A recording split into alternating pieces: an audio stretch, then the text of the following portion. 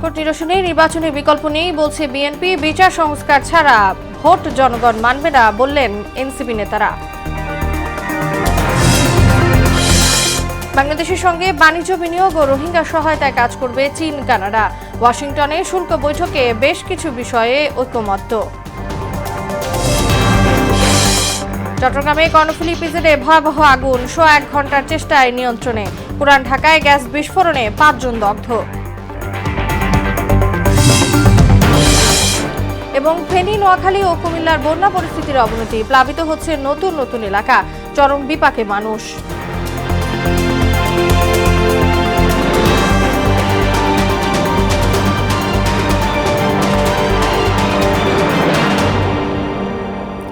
আসসালামু আলাইকুম, সবাইকে মোহনা সংবাদে স্বাগত। শুনছিলেন শিরোনাম, সঙ্গে আছি তাসনুভা বিনতে তাহের। এবার বিস্তারিত। দেশের চলমান সংকট নিরসনে নির্বাচনের কোনো বিকল্প নেই বলে মন্তব্য করেছেন বিএনপির সিনিয়র যুগ্ম মহাসচিব রুহুল কবির রিজভী। আর সংস্কারের নামে সুকৌশলে নির্বাচন বিলম্বিত করার পায়তারা চলছে অভিযোগ করে দ্রুত নির্বাচনের তারিখ ঘোষণার দাবি জানিয়েছেন দলের ভাইস চেয়ারম্যান শামসুজ্জামান দুদু। রাজধানীতে আজ আলাদা অনুষ্ঠানে এসব কথা বলেন তারা। তানজিদ ভুঁইয়ার প্রতিবেদন। সাবেক প্রধানমন্ত্রী ও বিএনপি চেয়ারপারসন বেগম খালেদা জিয়ার রোগমুক্তি কামনায় নয়াপল্টনে দলের কেন্দ্রীয় কার্যালয়ের সামনে দোয়া মাহফিল ও জায়নামাজ বিতরণ অনুষ্ঠানে যোগ দেন দলের সিনিয়র যুগ্ম মহাসচিব রুহুল কবির রিজভী। এ সময় দলের বিভিন্ন পর্যায়ের নেতারাও উপস্থিত ছিলেন। সংগ্রাম আন্দোলন আমাদের গণতন্ত্রের প্রশ্নে আপোষহীন থাকার এক অনবদ্য প্রেরণা। দেশনেত্রী বেগম খালেদা জিয়ার আশু সুস্থতা কামনা। রিজভী এতে বলেন, দেশের অর্থনীতিতে বর্তমানে চরম সংকট চলছে। দুর্ভিক্ষের মতো পরিস্থিতি সৃষ্টি হলে জনগণ ছেড়ে দেবে না বলেও হুঁশিয়ারি দেন তিনি। সামনের সেপ্টেম্বর অক্টোবর মাসে দুর্ভিক্ষ হয় কিনা এটা এখন মানুষের মনে মনে। কর্মসংস্থান বৃদ্ধি না করলে জনগণের কাছে কেহই রেহাই পাবেন না। সংকট নিরসনে নির্বাচনের মাধ্যমে মানুষের ভোটের অধিকার ফিরিয়ে দেওয়ার দাবিও জানান তিনি। সমাজ এবং রাষ্ট্রে যখন যেটা প্রয়োজন মনে হবে গণতন্ত্রের স্বার্থে, রাষ্ট্রের স্বার্থে, জনগণের স্বার্থে, তখনই সংস্কার করে সেই আইন প্রণয়ন হবে। জনগণের ক্ষমতা জনগণকে ফেরত দেন, এটাই সবচেয়ে বড় কাজ। এটাই তো ১৬ বছর শেখ হাসিনা বন্ধ করে রেখেছিলেন। এদিকে জাতীয় প্রেস ক্লাবে জাতীয়তাবাদী নবীন দল আয়োজিত এক প্রতিবাদ সভায় বিএনপি চেয়ারপারসনের উপদেষ্টা মোয়াজ্জেম হোসেন আলাল বলেন, দেশ ও গণতন্ত্রের স্বার্থে রাজনৈতিক দলগুলোকে সংযত হতে হবে। গণতন্ত্রের স্বার্থে, সর্বদলীয় মতামতকে গ্রাহ্য করার স্বার্থে এবং জাতীয় একটা নতুন রাজনৈতিক বন্দোবস্তের দিকে আমরা তখন যাচ্ছি, সেইটাকে দয়া করে কেউ বাধাগ্রস্ত করবেন না। এ সময় গণতন্ত্রের পুনঃপ্রতিষ্ঠা ছাড়া মানুষের অধিকার ফিরিয়ে দেওয়া সম্ভব নয় বলে মত দেন দলের ভাইস চেয়ারম্যান শামসুজ্জামান দুদু। একটি তারিখ ঘোষণা করতে হবে, তাহলে এখন যে অস্থিরতা এবং সংকট আমার মনে হয় অনেক অংশে সেটা কমে যাবে। আওয়ামী লীগের আগামী ১০০ বছরের মধ্যে ফিরে আসার কোনো সম্ভাবনা নাই। আওয়ামী লীগকে হত্যা করেছে। সব ষড়যন্ত্র মোকাবেলায় ফেসিবাদ বিরোধী শক্তিকে ঐক্যবদ্ধ থাকার আহ্বানও জানান তিনি। সকলকে ঐক্যবদ্ধ থেকে। তানজিদ ভুঁইয়া, মোহনা সংবাদ, ঢাকা। দেশে বসে বসে বিচার ও সংস্কার ছাড়া বাংলাদেশের জনগণ নির্বাচন মেনে নেবে না বলে মন্তব্য করেছেন জাতীয় নাগরিক পার্টির আহ্বায়ক নাহিদ ইসলাম। দেশ গড়তে জুলাই পদযাত্রার অংশ হিসেবে যশোর জজকোর্ট মোড়ে পদযাত্রা শেষে সমাবেশে একথা বলেন নাহিদ। তিনি আরো বলেন, নির্বাচন, সংস্কার ও দেশের সার্বভৌমত্ব তিনটাই রক্ষা করতে চান তারা। এ সময় এনসিপির দক্ষিণাঞ্চলের মুখ্য সংগঠক হাসনাত আব্দুল্লাহ বলেন, নির্বাচন কমিশনের দ্বিচারিতা কিংবা চাঁদাবাজি, দুর্নীতি নিয়ে কথা বললে একটি রাজনৈতিক দল ক্ষুব্ধ হয়। এ সময় জুলাই সনদের দাবি বাস্তবায়ন করা হবে বলে প্রতিশ্রুতি দেন হাসনাত আব্দুল্লাহ। বিচার সংস্কার এবং নির্বাচন আমরা চাই। বিচার সংস্কার ছাড়া নির্বাচন বাংলার জনগণ মেনে নেবে না। নির্বাচন ভোটাধিকারের পক্ষে সত্যিকার অর্থে লড়াই করে যাচ্ছে গণঅভ্যুত্থানের নেতৃত্ব, জাতীয় নাগরিক পার্টির নেতৃত্ব। আমরা নির্বাচন কমিশনের দ্বিচারিতার কথা বলি, আমরা টেন্ডারবাজির বিপক্ষে কথা বলি। লন্ডনে অবশ্যই ষড়যন্ত্র হয়। হাসিনার পতিত দূষররা একটা পক্ষ পালিয়েছে ভারতে, আরেকটা পক্ষ পালিয়েছে লন্ডনে। দুর্নীতি দুর্নীতি দমন কমিশনের মামলায় জনতা ব্যাংকের সাবেক চেয়ারম্যান অধ্যাপক আবুল বারাকাতকে কারাগারে পাঠানোর নির্দেশ দিয়েছে আদালত। তবে তার 3 দিনের রিমান্ড আবেদনের ওপর পরে শুনানি অনুষ্ঠিত হবে। দুপুরে ঢাকার চিফ মেট্রোপলিটন ম্যাজিস্ট্রেট আদালত এই আদেশ দেন। বৃহস্পতিবার রাতে ধানমন্ডি থেকে আবুল বারাকাতকে গ্রেপ্তার করে ডিবি পুলিশ। গত 20 ফেব্রুয়ারি অ্যাননটেক্স গ্রুপের নামে 297 কোটি টাকা আত্মসাতের অভিযোগে বারাকাত সহ 23 জনের নামে মামলা করে দুদক। বাংলাদেশের সঙ্গে ব্যবসা বাণিজ্য বৃদ্ধি, বিনিয়োগ সম্প্রসারণ এবং বাস্তুচ্যুত মিয়ানমারের নাগরিকদের জন্য মানবিক সহায়তায় ধারাবাহিক সমর্থন অব্যাহত রাখার আশ্বাস দিয়েছে চীন ও কানাডা। বৃহস্পতিবার মালয়েশিয়ার রাজধানী কুয়ালালামপুরে 32তম এশিয়ান আঞ্চলিক ফোরাম ARFA বাংলাদেশের পররাষ্ট্র উপদেষ্টা মোহাম্মদ তৌহিদ হোসেনের সঙ্গে পৃথক বৈঠক শেষে একথা জানান দুই দেশের পররাষ্ট্রমন্ত্রী। এদিকে বাংলাদেশ যুক্তরাষ্ট্রের মধ্যে বর্তমান ও ভবিষ্যৎ বাণিজ্যের গতি প্রকৃতি কেমন হবে সে বিষয়ে ওয়াশিংটন ডিসিতে দুই দেশের শীর্ষ কর্মকর্তাদের বৈঠকে আলোচনা হয়েছে। এতে বেশ কিছু বিষয়ে দুই দেশ একমত হয়েছে। ওয়াশিংটন সময় শুক্রবার সকালে তৃতীয় দিনের আলোচনা শুরু হবে বলে জানিয়েছে প্রধান উপদেষ্টার প্রেস উইং। চট্টগ্রামের পতেঙ্গায় কর্ণফুলী ইপিজেডের একটি ভবনে লাগা আগুন নিয়ন্ত্রণে এসেছে। ফায়ার সার্ভিসের 8টি ইউনিটের সোয়া 1 ঘন্টার চেষ্টায় আগুন নিয়ন্ত্রণে আনা সম্ভব হয়। দুপুরের দিকে ইপিজেডের আরও ফেভারিট অফিসে আগুন লেগে ছড়িয়ে পড়ে। ফায়ার সার্ভিস ও সিভিল ডিফেন্স চট্টগ্রামের কন্ট্রোল রুম জানায় আগুন নেভাতে তাদের 8টি ইউনিট কাজ করছে। চট্টগ্রাম থেকে যোগ দিচ্ছেন সহকর্মী সুমন কুমার দে। সুমন, আগুন তো নিয়ন্ত্রণে এসেছে, ক্ষয়ক্ষতির বিষয়ে কি জানতে পেরেছেন?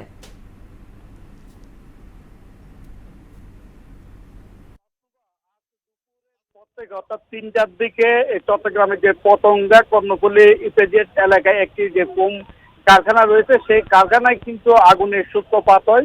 খবর পেয়ে ফায়ার সার্ভিসের প্রায় 8টি ইউনিট প্রায় সোয়া 1 ঘন্টা চেষ্টায় কিন্তু আগুন নিয়ন্ত্রণে আনে। আর আমরা ফায়ার সার্ভিস কর্মকর্তাদের সাথে কথা বলেছি, তারা আসলে কিভাবে আগুনের সূত্রপাত হয়েছে সেটি কিন্তু আমাদেরকে নিশ্চিত করে বলতে পারি। তারা বলছে আসলে তারা এই বিষয়টি তদন্ত করে দেখছেন এবং এখানকার যারা রয়েছে তাদের সাথে কথা বলেছি, তারা বলছেন আসলে এখানে কোনো লোকজনের ক্ষয়ক্ষতি হয়নি, তবে কি ধরনের মালামাল পুড়ে গেছে সেগুলা তারা এই তদন্ত কমিটি গঠন করবেন এবং গঠন করে তারা আসলে পরিমাণটা জানাবেন। এবং তারা এখানে আমরা দেখছি পুলিশ, র্যাব, সেনাবাহিনী এবং নৌবাহিনীর সদস্যরা তারা এই আগুন নিয়ন্ত্রণে তারা কাজ করেছেন এবং তারা বলছেন আসলে এই কারখানাটি আজকে শুক্রবারও চালু ছিল, অর্থাৎ কিছু শ্রমিক কাজ করছিল। তো তারা যখন আগুনের সূত্রপাত তখন তারা দ্রুত এই কারখানা থেকে তারা বেরিয়ে আসেন। তো আমি যদি আপনাদেরকে একটু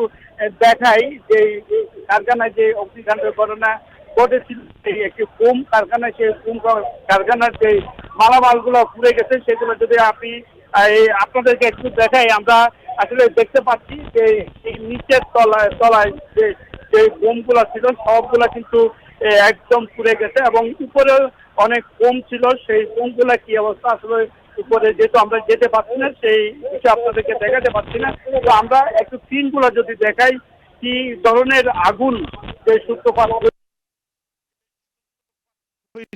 আসলে আমরা দেখতে সেগুলা কিভাবে পুড়ে একদম ছাই হয়ে গেছে এবং যে ফোম কারখানা রয়েছে সেই কারখানার ফোমগুলো আসলে একদম নষ্ট হয়ে গেছে এবং যে বাকি অংশগুলো রয়েছে সেই অংশগুলো কিন্তু তারা কিছুটা বের করেছেন। তো সব মিলিয়ে ফায়ার সার্ভিস বলছেন আসলে কিভাবে আগুনের সূত্রপাত বা ক্ষয়ক্ষতির পরিমাণ পরবর্তীতে তারা তদন্ত করে বিষয়টি বের করবেন। তো চট্টগ্রাম থেকে এই ছিল এখন পর্যন্ত আমার কাছে সর্বশেষ।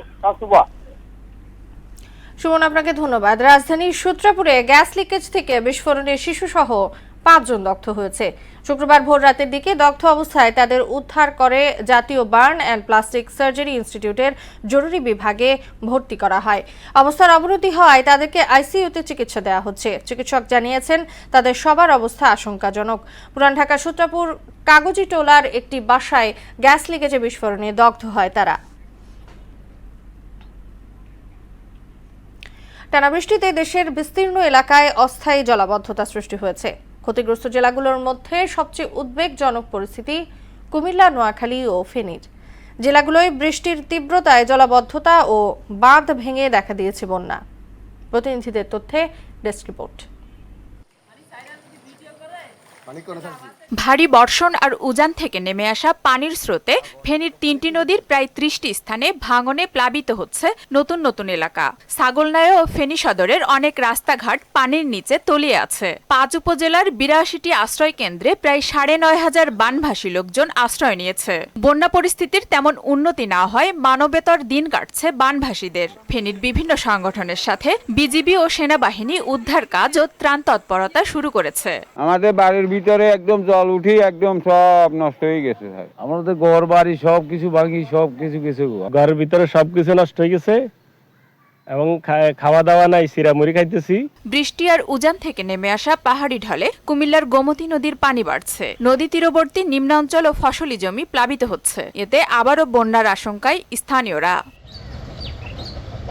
ভারী বর্ষণে নোয়াখালীতে পানিবন্দী হয়ে পড়েছে অন্তত ৪২,০০০ পরিবার। জেলার বিভিন্ন উপজেলার নিচু এলাকায় পানি জমে জলাবদ্ধতায় ঘরবাড়ি ও সড়ক তলিয়ে গেছে। সার্বিকভাবে যে এই ড্রেনেজ সিস্টেম, খাল খনন এবং এগুলো যদি হয়, এগুলো যদি আমরা করতে পারি, এগুলো প্ল্যানের মধ্যে আছে সংশ্লিষ্ট দপ্তরগুলো, পৌরসভার, পানি উন্নয়ন বোর্ড, বিএডিসির, এবং তাহলে আমরা আশা করছি যে আগামীতে জলাবদ্ধতা মুক্ত একটি শহর পাবো। এদিকে টানা বৃষ্টিতে সাতক্ষীরার বিস্তীর্ণ এলাকা প্লাবিত হয়েছে, তলিয়ে গেছে জেলা শহরের সড়ক থেকে গলি, ফসলের মাঠ থেকে ঘরবাড়ি। হাঁটু পানি জমেছে শহরের অধিকাংশ এলাকায়। এতে চরম বিপাকে পড়েছেন শহরবাসী। আমরা ঘরের মধ্যে বেরোতে পারতেছি না, রান্না খাওয়ার সমস্যা, আবার কাজ কামের সমস্যা। এই পানি খেতেছে বাচ্চা কাচ্চা সব ডায়রিয়া, তারপরে চুলুর মধ্যে হেঁটু পানি, ঘরের মধ্যে হেঁটু পানি। আফরিন পপি, মোহনা সংবাদ। নিত্যপণ্যের বাজারে নানা মাত্রিক চাপে ভোক্তারা। চালের বাজারে কর্পোরেট প্রতিষ্ঠানের দাপটে ঈদের পরে ৮ টাকা পর্যন্ত বেড়েছে মিনিকেট ও নাজির শাইলের দাম। বন্যার প্রভাবে চড়া মাছের বাজার আর কাঁচা মরিচের কেজি ছাড়িয়েছে ৩০০ টাকা। দ্রব্যমূল্যের ঊর্ধ্বগতির সঙ্গে ওজনে কম দেওয়ার প্রবণতায় প্রতিনিয়তই ঠকছেন ভোক্তারা। রেজা খানের প্রতিবেদন। এটা অনেক নতুন পোলা ভুল করতে পারে। আমি থাকাকালীন আইসেন যদি কোনো সমস্যা হয় এটা আমি জরিমানা দিব আপনাদের। ওজনে কম দেয়া নিয়ে বাজারে প্রতিনিয়ত ঘটে এমন ঘটনা। এমনিতেই মুরগির দাম চড়া, তার উপর ওজনে কম দিলে ভোক্তার মেজাজ খারাপ হয় স্বাভাবিক। 7 কেজি 300 গ্রাম মানে প্রায় 700-800 গ্রাম নাই, তো এইটা একবার না আরো 3-4 বার হয়েছে। আগের 2 বার হচ্ছে, আগে থেকে বালতি যখন দিত তখনই বালতির ওজন সহ দিয়ে দিত। এই সপ্তাহে সোনালী 20 আর ব্রয়লারের দাম কেজিতে বেড়েছে 7 টাকা পর্যন্ত। তবে ডিমের দাম 120 টাকাতে স্থিতিশীল। আর বন্যায় মৎস্যঘের পুকুর, নদীনালা তলিয়ে সরবরাহ সংকটে বেড়েছে মাছের দাম। বন্যাতে তো মনে করেন যে চলতি পানি তো মানে স্রোতের মধ্যে মাছ তো ধরা হয় না। নিম্নবিত্তের জন্য, মধ্যবিত্তের জন্য খুবই কঠিন কাজ, শুধু বড় লোকেরা খাইতে পারে। ঘাটে যাইতে মাছ নাই, আমি অল্প করে আনি, আজকে শুক্রবার দিন অল্প করে মাছ আনছি। চালের মূল্যের ঊর্ধ্বগতি চলতি সপ্তাহেও চলমান। কর্পোরেট প্রতিষ্ঠানের নিয়ন্ত্রণে ঈদের পর থেকেই বাড়ছে সব ধরনের চালের দাম। কিছু কোম্পানি আছে এগুলারে লাইসেন্স দিছে ব্যবসা করার জন্য, এদের কারণে চালের দামটা একটু বাড়ছে। কুরবানির ঈদের 1 সপ্তাহ ব্যবধানে তখন 6-7 টাকা ডিফারেন্স হচ্ছে, তারপরে এখন 58 টাকা বাড়ছে। মুদি পণ্যের মধ্যে চিকন মসুর ডাল কেজিতে 7 টাকা বেড়েছে, গুঁড়ো দুধ কেজিতে 40 টাকা, আর সাবান ও চা পাতার দামও বাড়তির দিকে। মসুর ডাল প্রতি কেজিতে আপনার 7-8 টাকা কেজিতে বাড়ছে, আর গুঁড়া দুধ আমাদের ডিপ্লোমা, ডানু, মাক্স এগুলো 1 কেজিতে প্রায় 30-40 টাকার মতো করে বাড়ছে। বন্যায় মাঠঘাট তলিয়ে বেড়েছে সবজির দাম। কাঁচামরিচের কেজি 300-তে ঠেকেছে। বেগুন ও টমেটো বিক্রি হচ্ছে 140 টাকা কেজি দরে, আর অন্য সবজির বেশিরভাগই বিক্রি হচ্ছে 60 থেকে 90 টাকার মধ্যে। বন্যা বৃষ্টি দুটো একসঙ্গে দাম বাড়ছে, আর বৃষ্টি হলে মরিচ মানুষ তুলে না, বিদায় এই পরিস্থিতিটা হয়। মাছ কিনতে গেলাম সেখানেও দাম বেশি, এখানেও দাম বেশি, কোনো জিনিসের দাম তো কমতেছে না। 5 আগস্টের পট পরিবর্তনের পরেও বাজার পরিস্থিতির উল্লেখযোগ্য উন্নতি না হয় ক্ষুব্ধ ভোক্তারা। আকাশে ভরা তারা আমরা সারা, যেখানে 5 কেজি মাংস কিনতাম 1.5 কেজি মাংস কিনছি। রেজা খান, মোহনা সংবাদ, ঢাকা। খুলনার দৌলতপুরে থানা যুব দলের সাবেক নেতা মোল্লা মাহবুবুর রহমানকে গুলি করে হত্যা করেছে দুর্বৃত্তরা।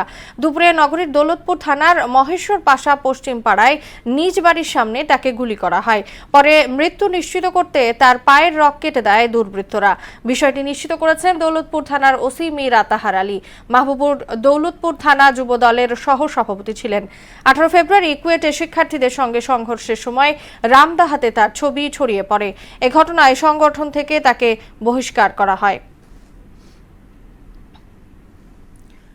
পটুয়াখালীতে দিন দিনই ডেঙ্গুর প্রকোপ বৃদ্ধি পাচ্ছে, এতে জনমনে ছড়াচ্ছে আতঙ্ক। গত 24 ঘন্টায় 31 জন রোগী ডেঙ্গু আক্রান্ত হয়ে জেলার বিভিন্ন হাসপাতালে ভর্তি হয়েছেন। ডেঙ্গু পরিস্থিতি নিয়ন্ত্রণে কাজ করার কথা বলছে প্রশাসন। খোকন হাওলাদারের প্রতিবেদন জানাচ্ছেন সিফাত রহমান জেসি। পটুয়াখালী জেলায় জানুয়ারি থেকে এই পর্যন্ত 790 জন রোগী ডেঙ্গু আক্রান্ত হয়েছেন। এর মধ্যে মৃত্যু হয়েছে একজনের, আর বিভিন্ন হাসপাতালে চিকিৎসা নিয়ে সুস্থ হয়ে বাড়ি ফিরেছেন 716 জন। হাসপাতালে আলাদা কোনো ব্যবস্থা না থাকায় অন্য রোগীদের সঙ্গে একই কক্ষে ডেঙ্গু রোগীদেরও চিকিৎসা দেওয়া হচ্ছে। এতে সাধারণ রোগীদের মাঝে দেখা দিয়েছে অসন্তোষ। ডাক্তারের দেখাইছি, তারা পরীক্ষা দিয়েছে, এরপর ডাক্তার সে শনিবার দেখছে, দেখে কয় ডেঙ্গু। হাসপাতালে নিয়ে যান, তারপর ভর্তি ছিলেন। ডেঙ্গু রোগীর মশায় কামড়াইয়া আবার যদি সাধারণ রোগীরা কামড় দেয় তাহলে তাদের ডেঙ্গু হইতে পারে। ডেঙ্গু রোগীকে আলাদা করে চিকিৎসা দেওয়া, একসাথে রেখে চিকিৎসা দেওয়া হচ্ছে। নিজেদের সীমাবদ্ধতার কথা জানালেন পটুয়াখালী জেনারেল হাসপাতালের তত্ত্বাবধায়ক। আমাদের ডেঙ্গুর জন্য আলাদা কোনো ওয়ার্ড এখনো করা হয় নাই। আমরা শিশু ওয়ার্ডে আলাদা ডেঙ্গু কর্নার আছে, মহিলা মেডিসিন বিভাগে আলাদা কর্নার করে রাখা হয়েছে, পুরুষ মেডিসিন আলাদা কর্নার করে রাখা হয়েছে। ডেঙ্গু পরিস্থিতি নিয়ন্ত্রণে জেলা প্রশাসনের পক্ষ থেকে সব রকমের প্রস্তুতি গ্রহণ করার কথা বললেন জেলা প্রশাসক। ডেঙ্গু এই সচেতনতা এবং পরিচ্ছন্নতা মশক নিধন কার্যক্রমের পাশাপাশি চিকিৎসার জন্য আমাদের হাসপাতালগুলো সম্পূর্ণরূপে প্রস্তুত আছে। আমাদের পর্যাপ্ত ওষুধ, স্যালাইন এবং লোকবল রয়েছে। ডেঙ্গুর প্রকোপ বাড়ার কথা স্বীকার করলেও এখনো সহনীয় পর্যায়ে রয়েছে জানালেন সিভিল সার্জন। পটুয়াখালী জেলার ডেঙ্গুর বর্তমান পরিস্থিতি একটু বেশি, উদ্বেগজনক পর্যায়ে না পৌঁছালেও স্বাভাবিকের থেকে বেশি। গত 24 ঘন্টায় আমার সম্পূর্ণ পটুয়াখালী জেলায় 25 জন রোগী নতুন ভর্তি হয়েছে। জেলা সিভিল সার্জন অফিসের হিসাব মতে চলতি বছরে ডেঙ্গু রোগী শনাক্ত হয়েছেন 790 জন। সিফাত রহমান জেসি, মোহনা সংবাদ। আন্তর্জাতিক প্রসঙ্গ। ইসরায়েলি বর্বরতায় গাজায় একদিনে আরও 82 ফিলিস্তিনি নিহত হয়েছে। এতে 57,700 ছাড়িয়েছে মোট প্রাণহানি। এদিকে নাইজেরিয়ায় নিরাপত্তা বাহিনীর অভিযানে 30 দস্যু নিহত হয়েছে। এতে 5 নিরাপত্তা কর্মী এবং এক বেসামরিক নাগরিকও প্রাণ হারিয়েছেন বলে জানা গেছে। ওদিকে কানাডার ওপর 35% শুল্ক আরোপের ঘোষণা দিয়েছে যুক্তরাষ্ট্র। অন্যদিকে ফের গ্রেপ্তার হয়েছেন দক্ষিণ কোরিয়ার সাবেক প্রেসিডেন্ট ইউন। ইশতিয়াক হোসেনের ডেস্ক রিপোর্ট। গাজা ইসরায়েলি হামলায় আরও 82 ফিলিস্তিনি নিহত হয়েছে। নিহতদের মধ্যে 15 জন গাজার দেইর আল বালা শহরে শিশু খাদ্য সংগ্রহের লাইনে দাঁড়িয়েছিলেন। গাজার স্বাস্থ্য মন্ত্রণালয়ের হিসেব অনুযায়ী 21 মাসের তাণ্ডবে 57,762 ফিলিস্তিনি নিহত এবং আরও 1,37,656 জন আহত হয়েছেন। নাইজেরিয়ায় নিরাপত্তা বাহিনীর অভিযানে 30 দস্যু নিহত হয়েছে। বৃহস্পতিবার এক বিবৃতিতে এই কথা জানিয়েছেন দেশটির অভ্যন্তরীণ নিরাপত্তা কমিশনার। উত্তর পশ্চিমাঞ্চলীয় কাতসিনা প্রদেশের ফাশকারি জেলায় পুলিশ, সেনা ও বিমান বাহিনীর সদস্যদের নিয়ে সমন্বিত এক অভিযান পরিচালিত হয় বলে রয়টার্সের এক প্রতিবেদনে জানানো হয়। এদিকে কানাডার উপর 35% শুল্ক আরোপের ঘোষণা দিল যুক্তরাষ্ট্র, যা 1 আগস্ট থেকে কার্যকর হবে। মাদক হিসেবে ব্যথানাশক ফেন্টানিলের বিস্তার ও পাচার ঠেকাতে কানাডা ব্যর্থ হওয়ায় এই সিদ্ধান্ত নেওয়া হয়েছে বলে এক চিঠিতে জানিয়েছেন প্রেসিডেন্ট ট্রাম্প। তবে কানাডিয়ান প্রতিষ্ঠানগুলো যদি যুক্তরাষ্ট্রে উৎপাদন কিংবা কারখানা স্থাপন করে সেক্ষেত্রে তাদের পণ্য শুল্কারোপ হবে না বলেও জানানো হয়। বৈশ্বিক বাণিজ্য এখন অস্ত্র হিসেবে ব্যবহার হচ্ছে বলে মন্তব্য করেছেন মালয়েশিয়ার প্রধানমন্ত্রী আনোয়ার ইব্রাহিম। এই কারণে দক্ষিণ পূর্ব এশিয়ার দেশগুলোকে বাণিজ্য যুদ্ধে না জড়ানোর বিষয়ে সতর্ক করেছেন তিনি। স্থানীয় সময় বুধবার আসিয়ান জোটের পররাষ্ট্রমন্ত্রীদের বার্ষিক সম্মেলনের উদ্বোধন অনুষ্ঠানে তিনি কথা বলেন। অন্যদিকে দক্ষিণ কোরিয়ার সাবেক প্রেসিডেন্ট ইউন সুক ইউলকে আবারও গ্রেপ্তার করেছে পুলিশ। গত ডিসেম্বরে সামরিক আইন জারির ব্যর্থ চেষ্টা মামলার আলামত ধ্বংস করতে পারেন এমন আশঙ্কায় তাকে গ্রেপ্তারের আদেশ দেন আদালত। গ্রেপ্তারের পর সিউলের একটি আটক কেন্দ্রে বন্দী রাখা হয়েছে তাকে। ইশতিয়াক হোসেন, মোহনা সংবাদ। জন্মসূত্রে নাগরিকত্ব প্রত্যাহার সংক্রান্ত ট্রাম্পের নির্বাহী আদেশকে কেন্দ্র করে নতুন করে আইনি লড়াই শুরু হয়েছে যুক্তরাষ্ট্রে। নিউ হ্যাম্পশায়ারের একটি আদালত আদেশটি কার্যকর হওয়া থেকে সাময়িক স্থগিত রাখার নির্দেশ দেন। একই সঙ্গে ক্লাস অ্যাকশন বা প্রতিনিধিত্বমূলক মামলা হিসেবে গ্রহণ করেছেন বিচারক। মামলাটি করেছে অভিবাসী অধিকার সংগঠন American civil liberties union ACLU। Supreme কোর্টের সবশেষ রায়ের পরও ক্লাস অ্যাকশন মামলার ব্যতিক্রমী বিধান ব্যবহার করে এ বাধা অতিক্রম করা হয়েছে বলে জানানো হয়। আদালতের সিদ্ধান্ত অনুযায়ী ট্রাম্পের আদেশটি অসাংবিধানিক ও ক্ষতিকর। শেষ করব মোহনা সংবাদ। যাবার আগে শিরোনামগুলো জানিয়ে দিচ্ছি আরো একবার।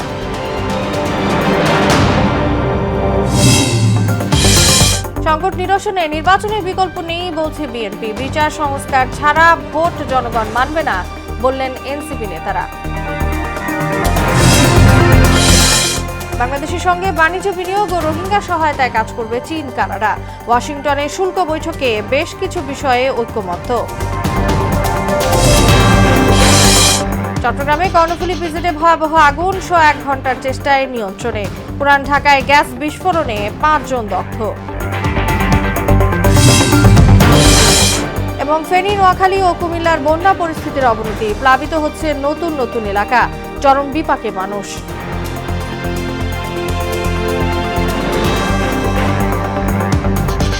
এই ছিল মোহনা সংবাদে। পরবর্তী সংবাদ রাত 9টায়। এর আগে সন্ধ্যা 7টায় দেখবেন সংবাদ এক নজরে। মোহনার সবশেষ খবর জানতে ভিজিট করুন www.mohuna.tv। সংবাদ দেখতে পান ফেসবুক ও ইউটিউবেও। এতক্ষণ সঙ্গে থাকার জন্য ধন্যবাদ সবাইকে।